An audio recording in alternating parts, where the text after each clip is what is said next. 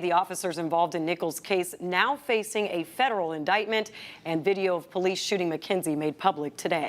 The federal charges involved in Nichols' case are all related to what the feds say was a massive effort by those officers to cover up what really happened to Nichols. Our Zaria Oates breaks down what these new charges are. Unjustified, it was unnecessary, and it was unconstitutional. Attorney Ben Crump holding a press conference reflecting on the 4 counts in the federal indictment: excessive force and failure to intervene, deliberate indifference, conspiracy to witness tamper, and obstruction of justice witness tampering. The first 2 counts carrying a potential sentence of up to life in prison. The other 2 carrying a potential sentence of up to 20 years in prison. Local activists who have been fighting for justice for Tyre since the beginning say this is a step forward, but the job isn't done yet. Justice is coming, but we're not all the way there, because at the end of the day, we want a conviction. Attorney General Merrick Garland offering his condolences to the family and talking about trust between the community and police officers.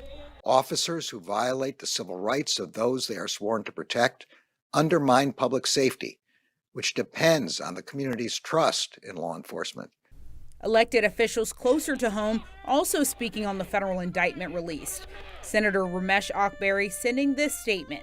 This moment also serves as a reminder of the work that still needs to be done to ensure justice for all. We are grateful for Attorney General Kristen Clarke and the U.S. Department of Justice, as well as their efforts to protect the rights of our citizens.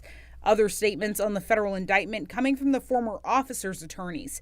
Mike Stengel, the attorney for former officer Demetrius Haley, saying the indictment is disappointing but not surprised. He'll plead not guilty and defend himself in court. Desmond Mills Jr. will also defend himself in court. Tadarius Bean and Emmett Martin will be represented by their current attorneys. Justin Smith's attorney did not respond. The federal indictment is still early in the justice process, but Tyre Nichols' mom is hopeful for justice. This is something that I'm going to have to deal with for the rest of my life, that I will not have my son. But if my son had to leave this earth in this manner, I'm hoping it was for the greater good. In Memphis, I'm Zaria Oates. The federal indictment also says what officers originally claimed happened did not match what the video later showed. For example, officers claimed Nichols grabbed one of their gun belts and one of their vests.